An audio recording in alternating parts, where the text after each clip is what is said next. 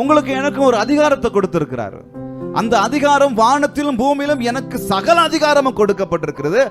ஆகையால் அப்ப அவ்வளவு அதிகாரத்தோடு எனக்கு உங்களையும் பார்த்து ஒரு காரியத்தை சொல்றாரு. ஆகையால் நீங்கள் புறப்பட்டு போய் சகல ஜாதிகளையும் சகல ஜனங்களையும் ஆல் தி நேஷன்ஸ். இன்னைக்கு யார பறைசாற்றுறோம்? ஜாதியை பறைசாற்றிக்கிட்டு இருக்கிறோம். இன்னைக்கு யார பறைசாற்றிக்கிட்டு இருக்கிறோம்? லாங்குவேஜஸ் பறைசாற்றி கொண்டிருக்கிறோம். இன்னைக்கு யார பறைசாற்றிக்கிட்டு இருக்கிறோம்? என் ஊரு என் நாடு, இதுதான் பறைசாற்றி கொண்டிருக்கிறோம். வெறி இருக்க கூடாது, வைராக்கியம் இருக்கட்டும். மத வெறி இருக்க கூடாது, வைராக்கியம் இருக்கணும். லாங்குவேஜ் மேல ஆசையா, வைராக்கியம் இருக்கட்டும். வெறி இருக்க கூடாது. வைராக்கியம் உன்னை நல்ல விதத்தில் நடத்தும், என்னையும் உங்களையும் நல்ல விதத்தில் நடத்தும்.